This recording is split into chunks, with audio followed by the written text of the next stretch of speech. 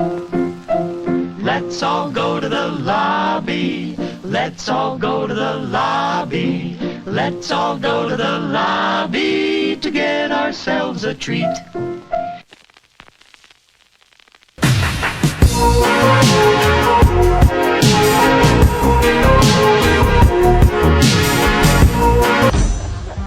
Hello, very nice to meet you. I'd like to know about sex change operation. I see. Men to woman, or woman to men. Man to woman. From penis to vagina. ¡Qué vergüenza, por Dios!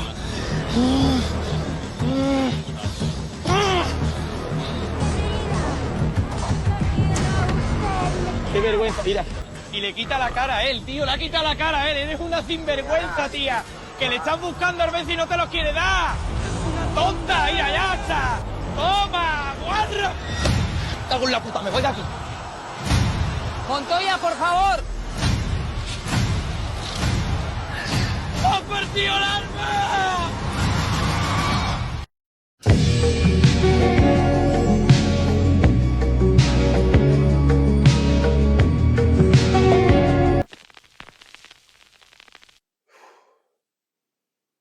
The fact that this film has gotten 13 Oscar nominations when those could have easily gone to challengers, it honestly just makes me like worried for whatever might lie ahead for our future. And I know that this claim is very, very subjective, but the snub for challengers says everything we have to know about current society. Hello, everybody. Welcome to today's episode of Criticism for the Fragile, the show where I give constructive feedback to those who can't handle it. Now, a lot of you know me as Rigi Senyal, director, writer, editor, Emerson College graduate, and absolute cinephile who's willing to share my thoughts and experiences with the most thoughtful of understanding. However, if you are looking for an overconfident papa frita who calls Spanish people a poor people language and who doesn't do any research on the themes, subjects, or locations he is depicting, you might want to call me writer-director Jacques Audier.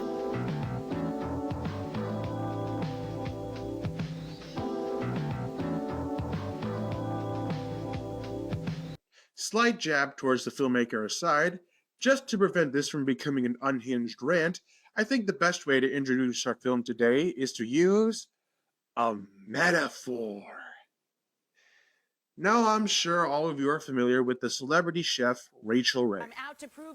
In the 1990s, she started at the defunct Albany grocery store Cohen and Lobel Market, where she taught cooking classes for those in a hurry, more specifically, under 30 minutes.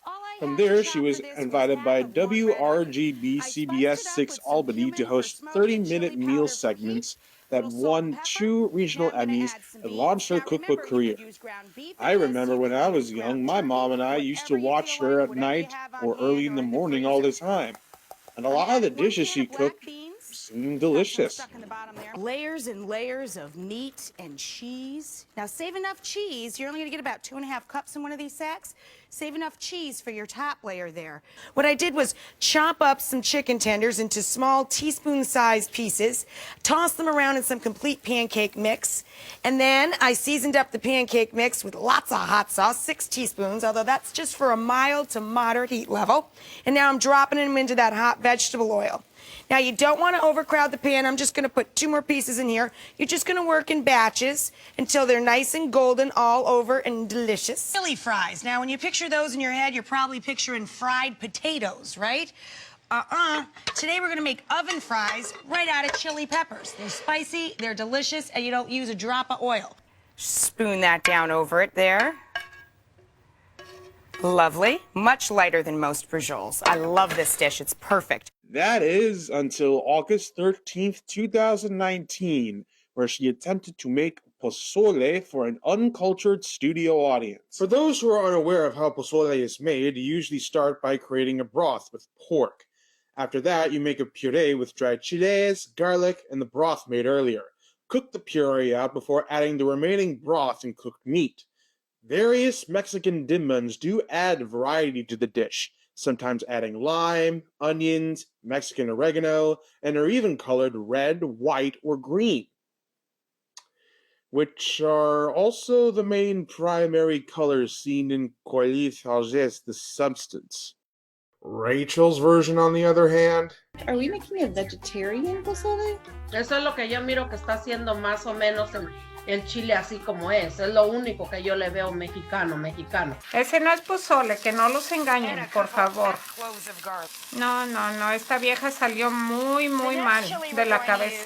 Eso no es pozole. Realmente no entiendo por qué son tan famosas y hacen imitaciones. Eso es realmente una imitación. No, por favor. No, estás haciendo chili beans, eso no es pozole. Comino.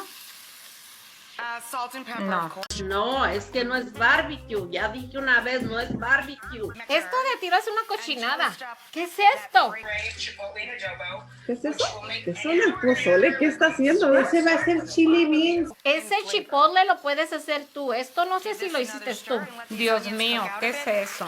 De por sí esta vieja ni nunca me ha gustado y con eso menos. Okay. Y la cerveza, ya les dije, esa va acá. No va en el pozole. Ay, qué horror. Y si vas a ponerle frijoles, por lo menos que los cosa. Estos más ricos, de bote, ¿para qué? Parece cuando les hago caldo a mis perros con croquetas. What? Wait, what?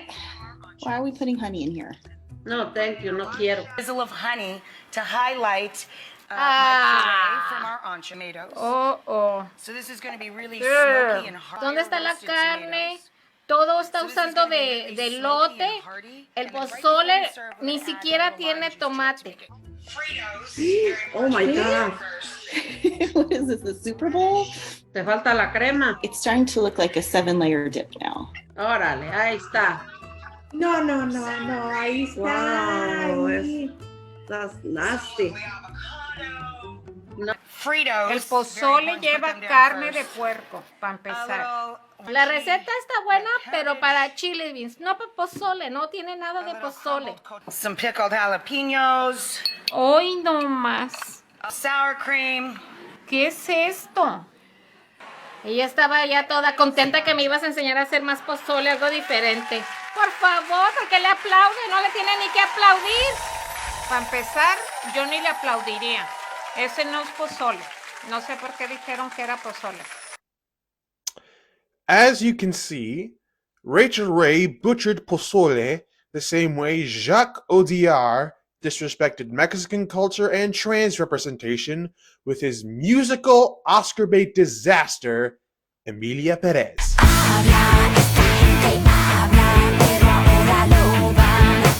Nominated for a total of 13 Oscars, resulting in a complete snub for challengers, even though it has been praised by critics at various film festivals, when it was released on Netflix, backlash quickly ensued, from general audiences, the trans community, and even the country of Mexico itself, with people's problems best being summed up as, Crash, Green Book, I have made a severe lapse in my judgment. Not only was this film dismissed by everyone given the fact that the various issues it mishandles are still happening today, but it is also so bad that it has shined a light on some of the most questionable people in Hollywood.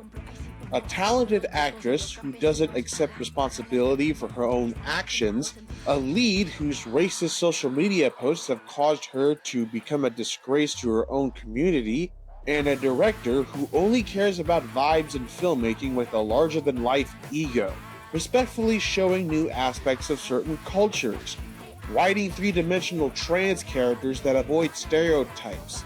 From what I have seen, that's not really this director's thing. Te da pena, mira, qué asco, tío. Qué asco, cariño. ¿Cómo te vas a arrepentir de esto, cariño? ¡Con la gambita! ¡Que me ha reventado! ¡Me ha reventado! ¡Llora! ¡Llora! ¡Llora con ese escombro! ¡Llora! ¡Esto es lo que quieres en tu vida! Entertaining meme aside, What we are going to observe here is how, despite its critical acclaim and good intentions behind the project, let us see how this French, Spanish, English film lack of research and understanding caused this critically acclaimed film to become an international disgrace, affecting the story, characters, and its infamous musical moments. Also, with most cinematic variants of wasted potential, I want to use that mindset to show what Emilia Perez could have been if the same amount of filmmaking effort had gone into the research. And this will only cover certain plot points though, so if you are interested in a fully rewritten version of Emilia Perez, or how I would have written Emilia Perez better, please leave your thoughts in the comments below. Ladies and gentlemen, and everyone in between, and everybody no one has ever been, I'll never let you down! Too late! Before we get started, if you want to tune in to more reviews that are done with actual academic research, unlike some other people, you can always like, subscribe, ring the bell, and head on over to my Linktree page where you can follow my array of social media accounts. I also have a commentary on the 2025 Academy Awards. For my first Oscar party in New York City, it was a blast. Link is in the description. Anyways, let us scream afuera pendeja maldita to the top of our lungs at the director and prepare for a lot of Montoya por favor memes as we examine how Emilia Perez's lack of research caused whatever critical praise to go up in flames.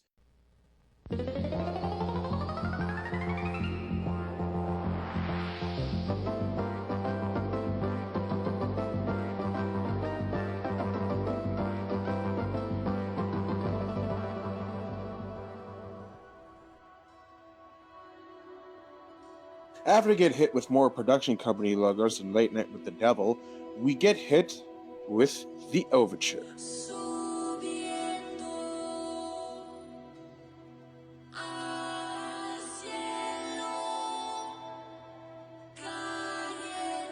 So far, I do not mind this. The use of autotune feels very stylized, and the musical composer seems pretty nice. I do not see how this could ever be offensive. Not even a minute and 54 seconds in, and we are already hit with the stereotypical mariachi band. Thanks a whole lot, single stories. For those who are unfamiliar with this term, single stories are simply narratives claiming various one-dimensional stereotypical perceptions of people, places, or who knows what as reality. One of those depictions being Mexico. Various depictions of Mexico have come and gone since the silent era, mostly bad than good. I'm supposed to do a thriller at Universal, but they want Charlton Heston to play a Mexican. However, there is a difference between good and bad representation, with Emilia Perez being the perfect punching bag. This point is especially true in the opening scene, in which Mexico is portrayed as dirty, grungy, and infested with crime. To hammer the point I'm trying to make, let us compare the opening scene to other films that portray Mexico in a positive light from two different filmmakers, Roma and Queer. With Roma, director Alfonso Cuarón takes us through the perspective of a domestic worker, as we travel through shopping districts, hospitals, beaches, elite clubs, working-class areas, and martial art camps. Watch the film for more context. This variety in locations is a lot more interesting compared to Emilia Perez, where they visit prisons, cartel-controlled regions, and mansions. I think that is all the locations that Jacques Audiard could think of. From the opposite perspective in Luca Guadagnino's take on William S. Burroughs' Queer, while the film in some aspects suffers from stereotypes that are present in various portrayals in Mexico, it still has a lot more beauty and quirks that make it a step above Emilia Perez. While the film features numerous places that seem dusty or run down, it is in a way that seems fit for a disembodied writer, the kind of place that an artist would bunker up for a week just to finish his novel or screenplay. A more pleasant, and in most aspects beautiful depiction than in Emilia Perez, where most of the locations are tinted in a combination of piss yellow and bright brown. Cartels roam various, filmed in the French backlot districts, and where people get stabbed at random because that is what the director thinks happens in Mexico.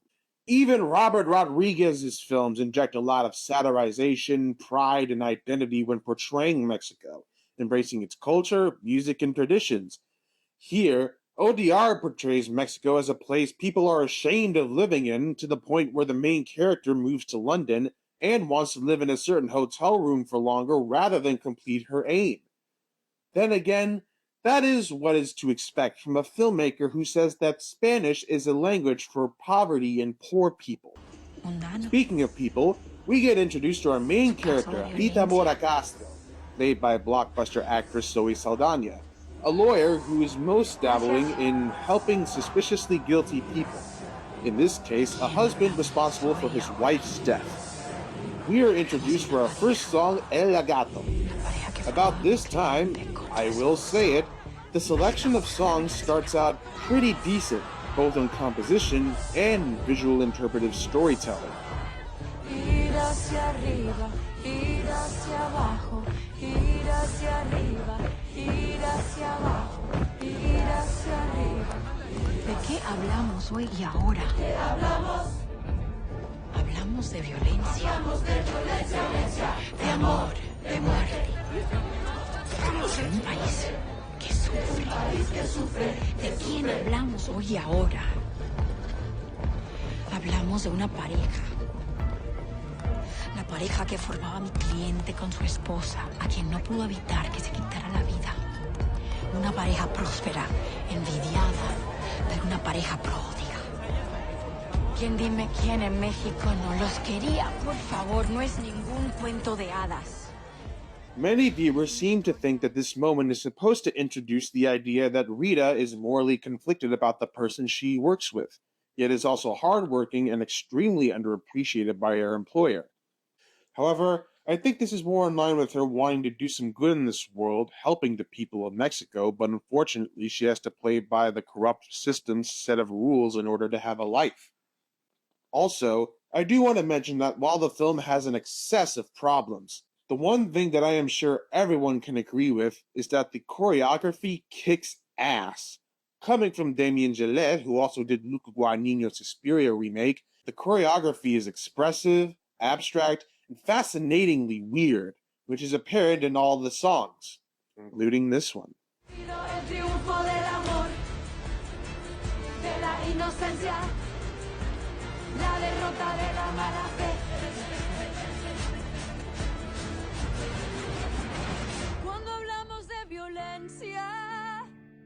Hablemos de compasión, hablemos de nuestros muertos, hablemos de nuestras sombras, acojamos nuestro mundo.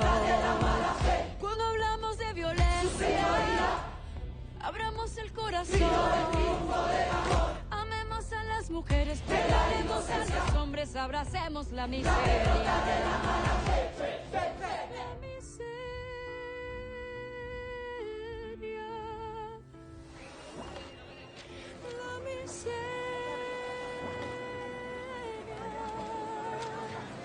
Una persona de gran corazón y aún es una víctima de estos mismos medios que se han encargado. That was shorter than usual. Will the song continue after the trial? Y la bola de mis disque amigos dice: ¿cuándo te vas a casar, a tener hijos? No tengo tiempo para hacerlos. Y la bola de víboras me dice: ¿cuándo vas a abrir tu despacho, bonita? ¿Quién sabe cuando ya no sea prieta? Screw that, because now we're getting a new musical number that looks and sounds like In the Heights from Timu.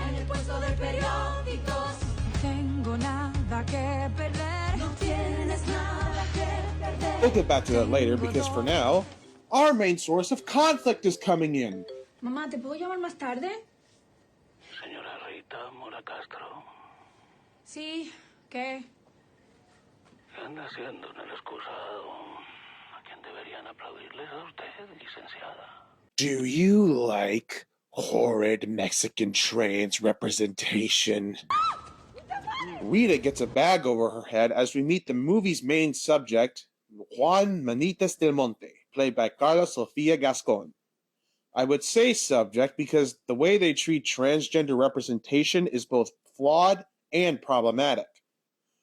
One point I must bring up is that although the themes of transformation are front and center, Juan is never the main character.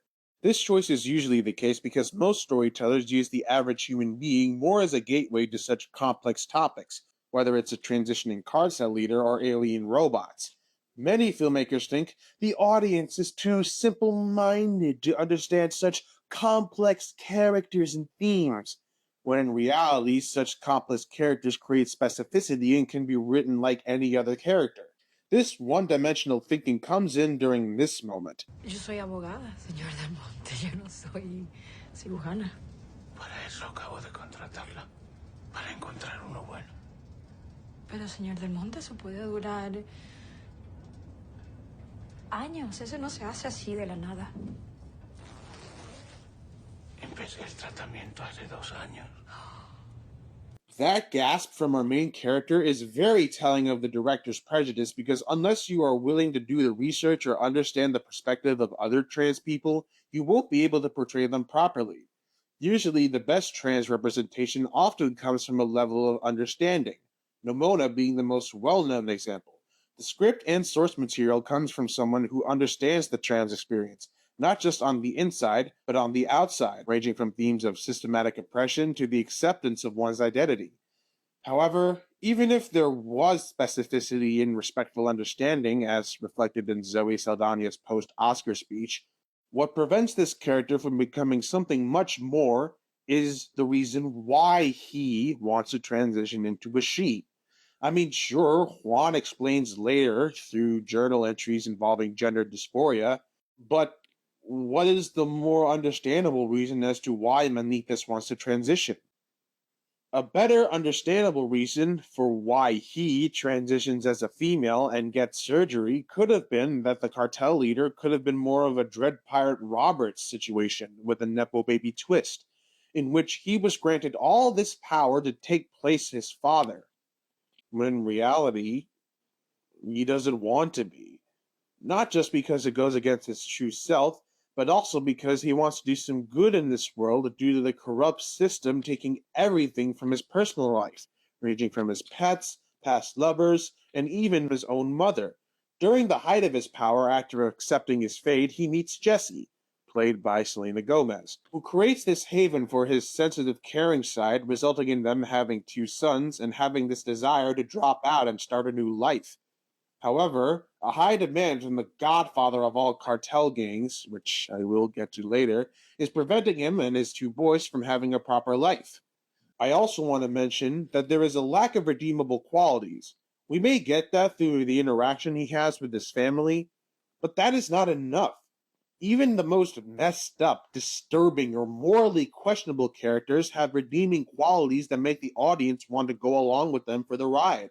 Like how Marv in Sin City is the kind of person to chop off one's limbs or gouge your own eyes out, but also has a sensitive side towards animals and is respectful towards women, as reflected with his relationship with Nancy Callahan.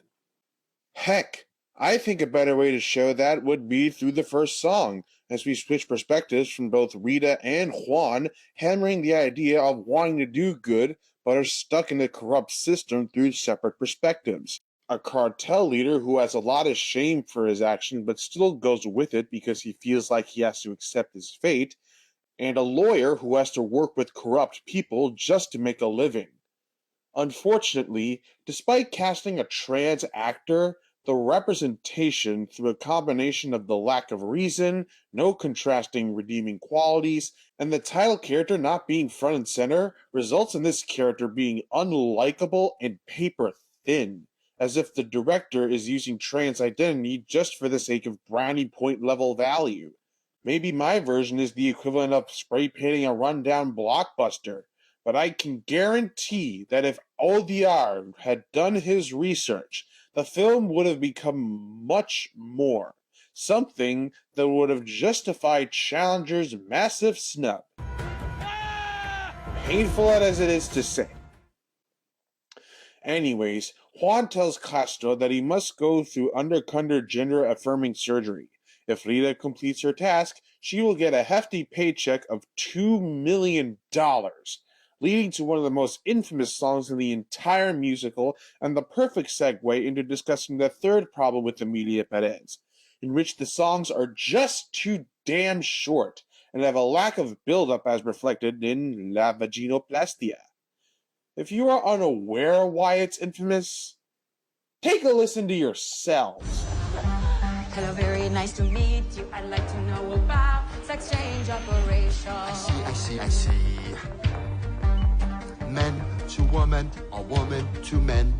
Man to woman. From penis to vagina. What the fuck is this piece of shit? Now, a lot of people seem to think that the main issue with this movie is that it's a musical. But I would argue that to be a very flawed, surface-level reason. In my opinion, the most iconic of musicals are the ones that have a unique or dark edge, like Rocky Horror Picture Show, Phantom of the Paradise, Little Shop of Horrors, Rebuild the Genetic Opera, Sweeney Todd. Even Cabaret, Chicago, and Wicked hold this sentiment. However, despite Emilia Perez's efforts, there are some things that prevent it from standing out, and are reflective on why original songs are very hard to make. With La Vaginoplastia encapsulating what most of Emilia Perez's music is like.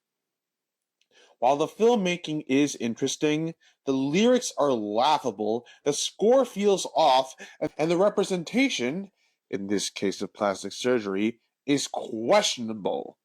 However, the main source as to why all the songs suck is because they are way too short.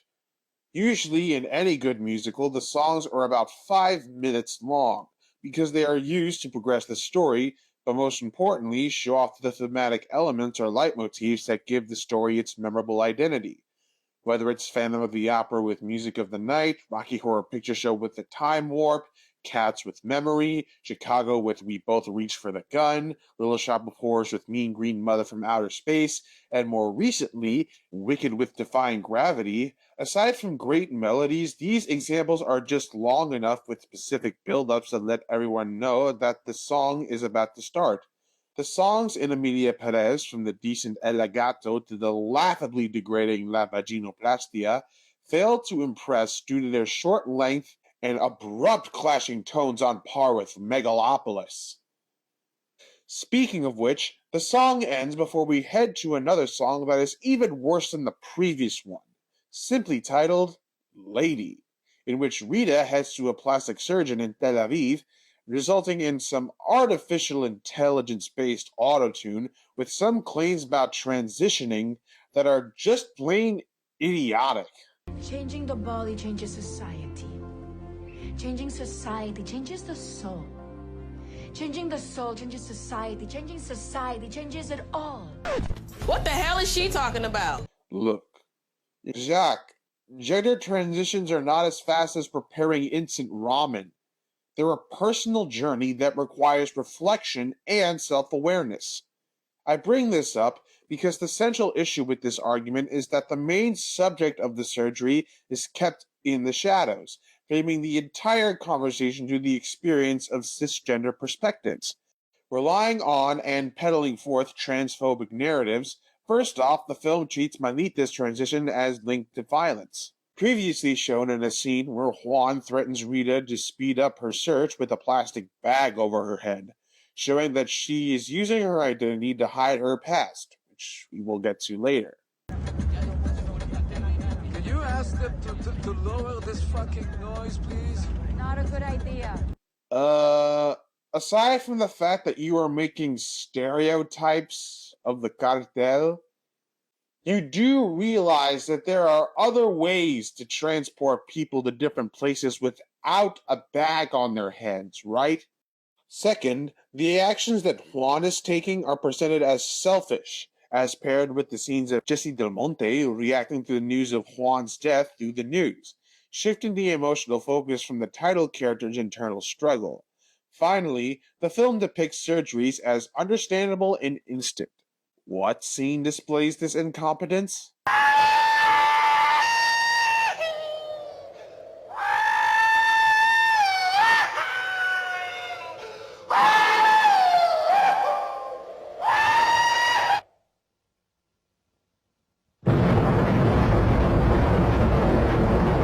That's right. Nothing screams privilege, cisgender incompetence more than a 4-year time jump as a transition to Act 2. Now, I do understand that time jumps can be harmful for a film, unless you know how to use them or are Christopher Nolan. However, this specific time jump is detrimental to the film, both in representation, because it completely cuts out the character development the now named Emilia Perez makes, and story-wise, because they might as well have started the movie right here anyways. All that potential to see a genuine, lived experience interconnect with her main journey is completely tossed to the side.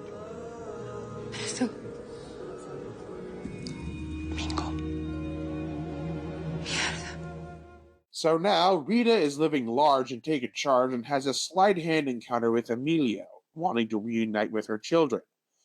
So aside from the fact that this has now become Mrs. Doubtfire with an edge, I want to mention the very questionable casting of some of the main players, in which not a single one is Mexican. You know that clip I referenced mentioned how Charlton Heston was cast to play a Mexican in Orson Welles' A Touch of Evil? That seems to be the case here, in which they cast a Dominican, a Spaniard, and a Spanish American, but not a single Mexican. Unless you count the background extras. Now, unless these characters have parents who are Mexican, with their father or mother from a different culture, then that's fine, but it's never mentioned in the film. Casting like this is very questionable because there are so many other talented Mexican actors in the world. Again, going back to Robert Rodriguez, who has made many superstars out of people like Antonio Banderas, Salma Hayek, and Danny Trejo. Time and time again, it has been proven that the best actors are talented unknowns. However, some of you might be thinking, cut Selena Gomez some slack. She's Mexican-American. Surely she knows how to speak proper Mexican Spanish. Well...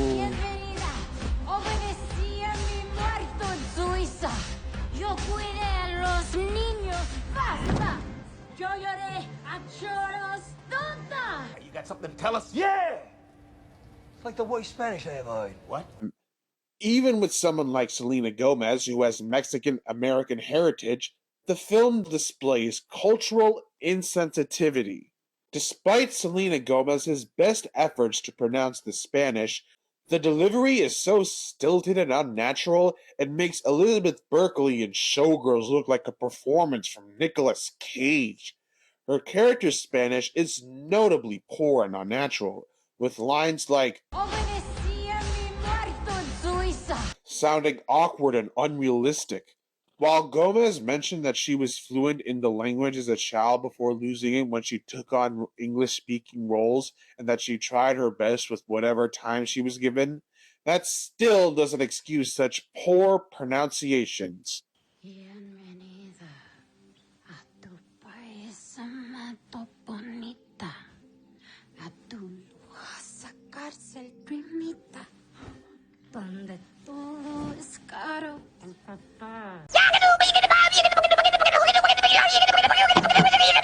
Yo lloré a choros, tonta.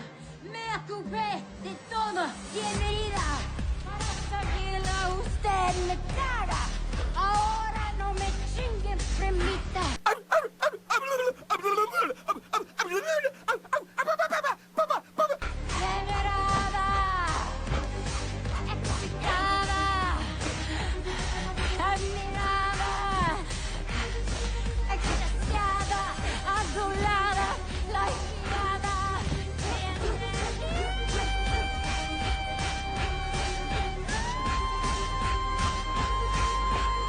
Rooftop of the wind. When I win, I win, no when I win a leg up like she got hoes on call.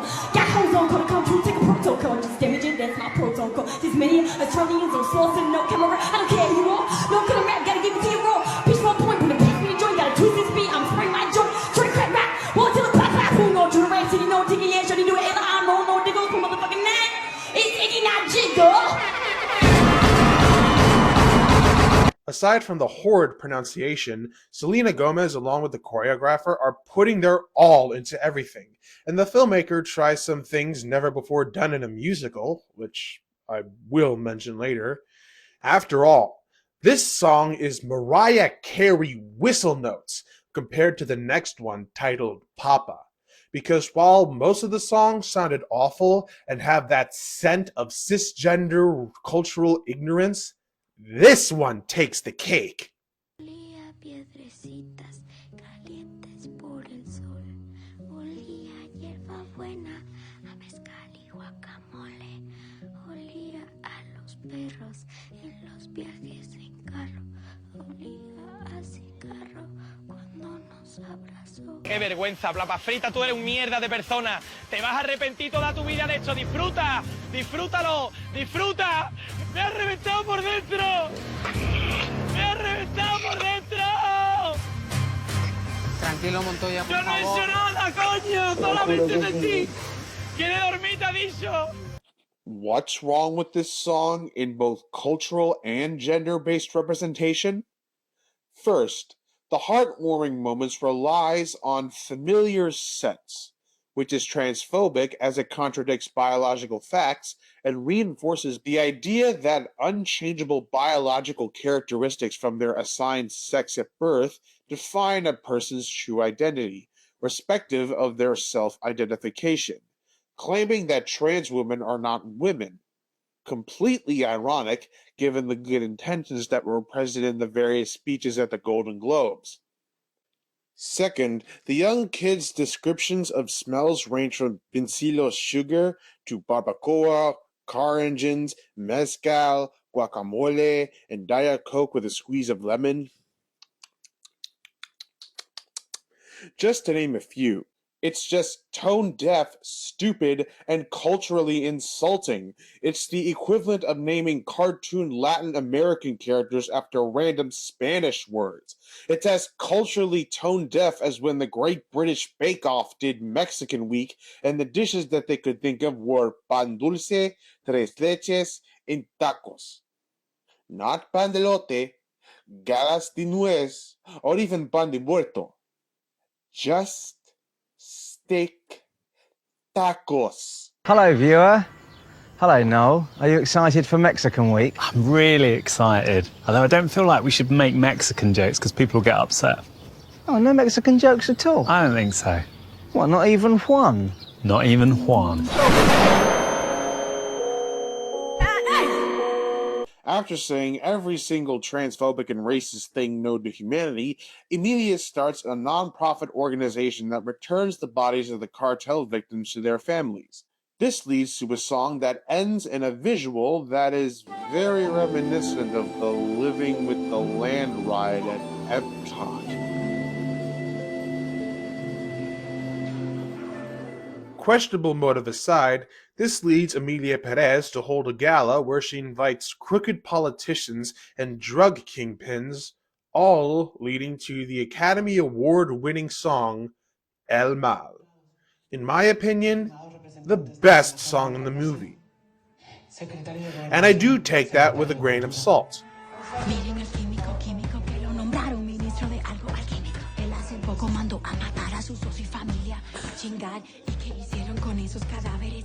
Así no. Miren al juez Santos, mírenlo, no le importa nada. Solo los niños, los narcos, los ratanaderos los llevan afuera de todos sus pueblos natales. A cambio de eso, Santos reduce los juicios a falta de pruebas. Habla, esta gente habla, pero ahora lo van a pagar, a pagar, a pagar. Habla, esta gente habla, pero lo van a pagar, lo van a pagar.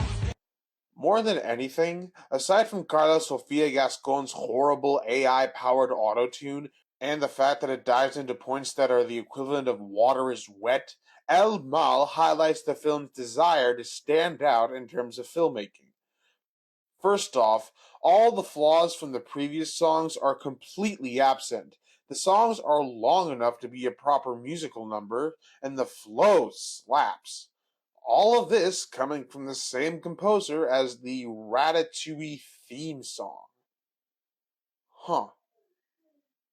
Aside from that, there are some interesting ideas that no other musical movie has tried, like the sound design, in which it translates the space around the character's perspective, even where it interrupts the flow, whether it's singing into a pillow or heading into the door.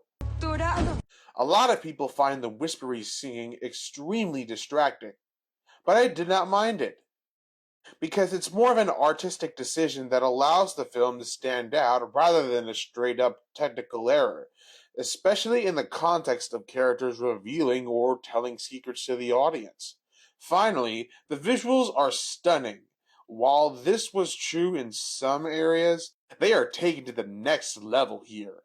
The camera work looks like something out of Lee Whannell's Upgrade, and the lighting and color palette looks stunning, all of which pair perfectly with Damien Gillet's impeccable choreography. On top of that, I do love the idea of Rita playing with corrupt officials like dolls, leading to some crazy moments.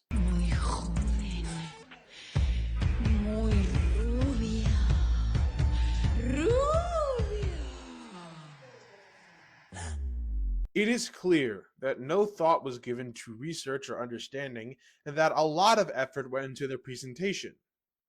Does this moment clearly highlight that? Yes. However, one must ask themselves, is it the creative choices that is better than that of Denis Villeneuve's decisions in Dune Part 2? Do the visuals really take the cake over Cory Thaugès' substance? Does the lighting, color palette, and original sound design surpass that of Robert Eggers' Nosferatu?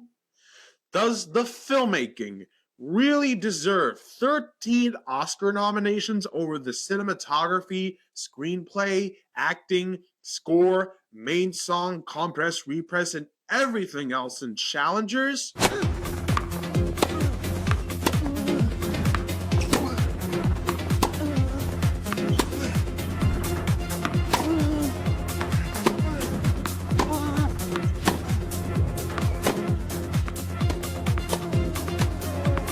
No! Because while this song is the best on the entire soundtrack, its filmmaking, visuals, and sound design choices, while interesting, barely hold a candle to some of the better films from last year that were nominated or snubbed. Perder a un ser amado es una tragedia, perder sus restos es una condena, es una condena, es una condena.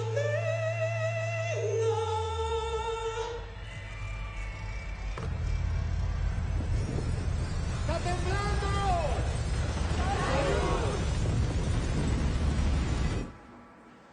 Girl, shut the fuck up. You thought you ate that?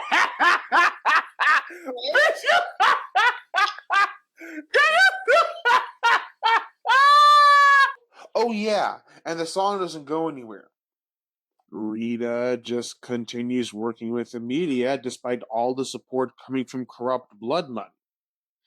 Yeah, even the filmmaker managed to take one of the best songs in the entire movie and completely screw it up. Yet... Discúlpeme, quizá fui demasiado brusca.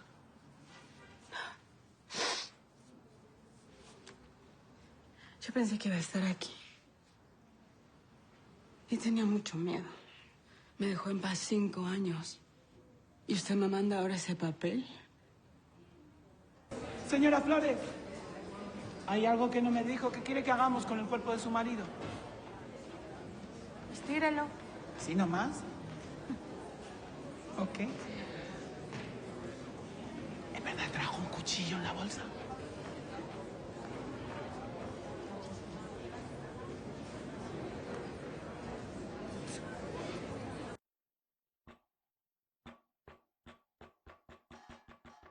Okay. Aside from the pointless knife thing that was set up and paid off, that was supposed to be a moment of suspense but never went through with it in any way, shape, or form, you want to be with your children a la Mrs. Doubtfire. However, because you love them so much, you have a relationship with some random widow on the side? Do you think that serves a purpose for your personal motivation? No, I don't! Certainly not! This part is a perfect opportunity to mention the questionable ethics on why Emilia is running her nonprofit organization through Jesse's relationship with her new boyfriend, Gustavo. On the surface, as much as Emilia's motivations have some good intentions, look deeper and there are a number of logical inconsistencies that are reliant on harmful narratives. First off, rather than seek redemption within various communities, she doesn't truly confront the damage she has caused, instead using the nonprofit to avoid responsibility and to seek public approval. This disconnects her supposed good intentions from her actual behavior, highlighting a lack of genuine remorse or change. This results in not only a dislikable character, but also the entire trans community turning against the film. The film's lack of research and harmful stereotypes is reflected in this scene, where Rita tells Emilia that he has married Gustavo, resulting in him moving the kids to a new home. Cuando dices que los niños van a vivir con nosotros, ¿te refieres a ti y a tu padrote? ¿Qué? Que si cuando dices que los niños van a vivir con nosotros, te refieres a ti y a tu pinche padrote. ¿Mi padrote? ¡Sí! ¿Y tú quién chingados te crees para decirme eso, pinche vieja lencha? ¿Quieres que yo también te diga algo de tu putita?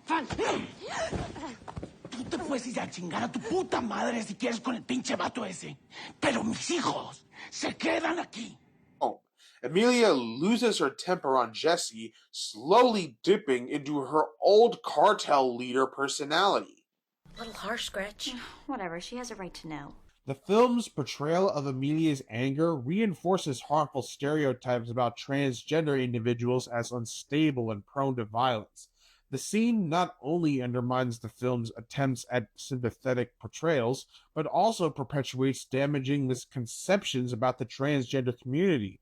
And given the horrible stuff that has been going on with anti-LGBTQ laws, it makes this scene even worse. Honestly, if you were to establish a sympathetic childhood during Emilia's introduction, it would have justified her starting a nonprofit organization, in which rather than Emilia erasing her guilt, her beginning the organization should be a path towards redemption, forcing her to confront face-to-face with the consequences of her violent past along the way. Heck, Jesse's new boyfriend could also be the godfather controlling all cartel bosses. This would be even more impactful as to why Emilia doesn't want Rita to take the kids to her new house. Not because her kids are going away, but also because Gustavo is the same man who also attempted to prevent Emilia from having a proper life. But no, Jesse just takes your kids. Not only as a way to perpetuate harmful stereotypes, but also, as was the case with the Crow remake, which I reviewed last time, the plot needs it. This results in Emilia using Brian De Palma split shots to freeze Jesse's bank account, and Emilia Perez getting kidnapped, as Rita gets the news from the local authorities through the most PG, YouTuber-friendly way a cartel member could.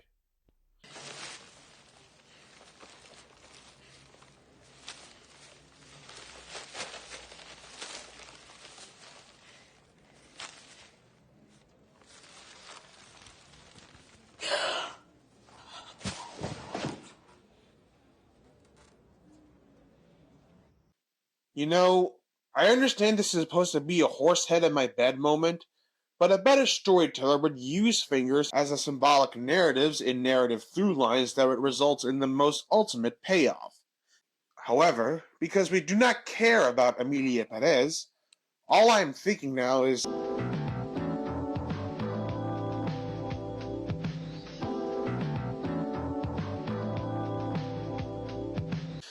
This leads Rita to assemble a crew, pulling up to Gustavo's place in order to save Emilia. Julia, era tía quien miraba. Entonces un día en la Azucena, ahí te besé y fuimos a hacer lo demás arriba. Tú me empezaste. Fuimos a hacer lo demás arriba. ¿Quién te contó eso? Cuando nos casamos te di 2 collares, me dijiste. Stop that. You're not going into a song while I'm here.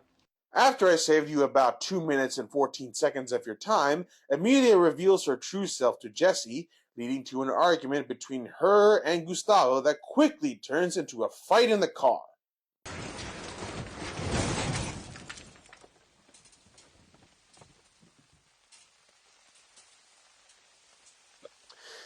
You know, it could be a lot worse. Emilia Perez could have died in a car crash along with Gustavo and...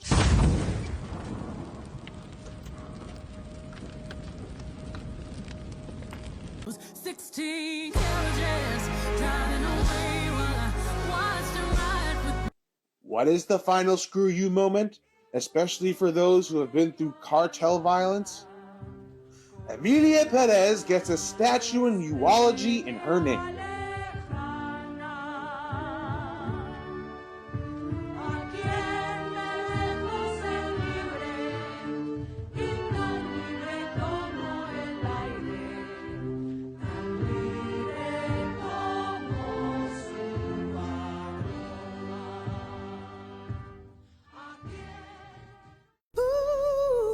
My girlfriends, they're through thick and thin. My girlfriends, they're for anything. My girlfriends.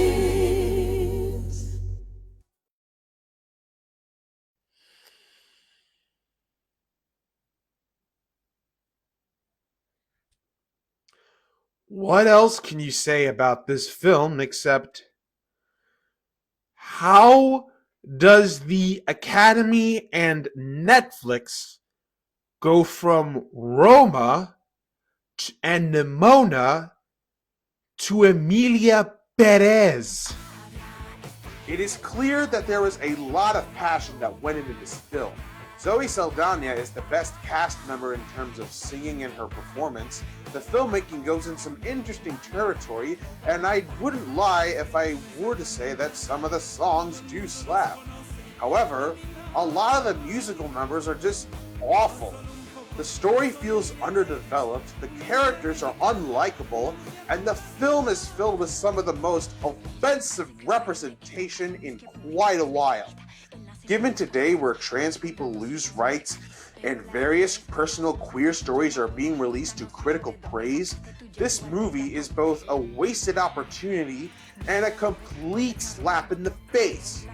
A good amount of these people, Zoe Saldana, Selena Gomez, Damien Gillet, and everyone else felt so proud of themselves because they wanted to be a part of complex, powerful, impactful stories, and yet they got stuck doing musical, transphobic, racist, single story nonsense. All because of a lack of research or understanding and reliance on stereotypes. Or, to keep it shorter, I understand what Jacques Audiard wanted to go for, but it fails horribly.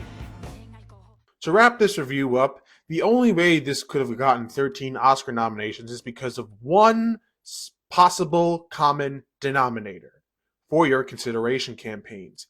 Various marketing campaigns that are aimed straight at awards voters, convincing them to nominate or let a movie win the award.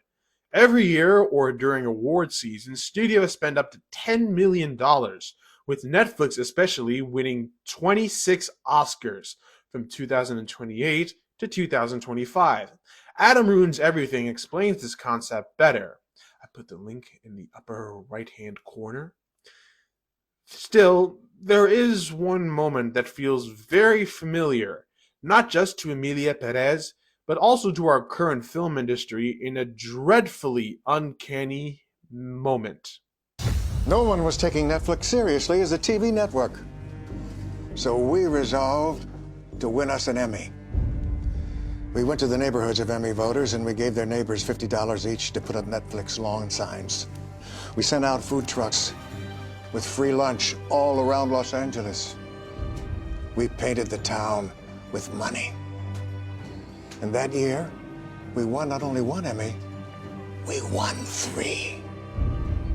So I took the other 2 and I melted them down and made them into rings.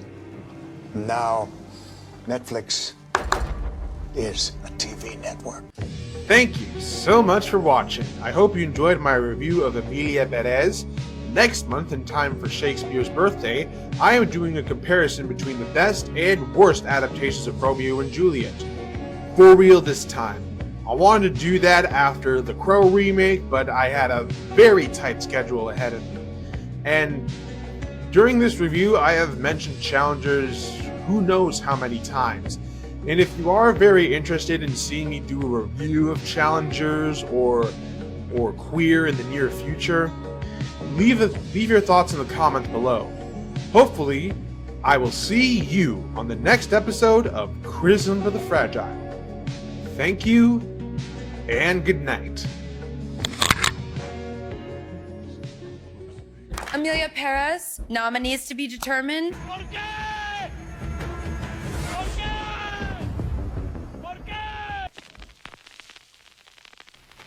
Get more out of life. Go out to a movie.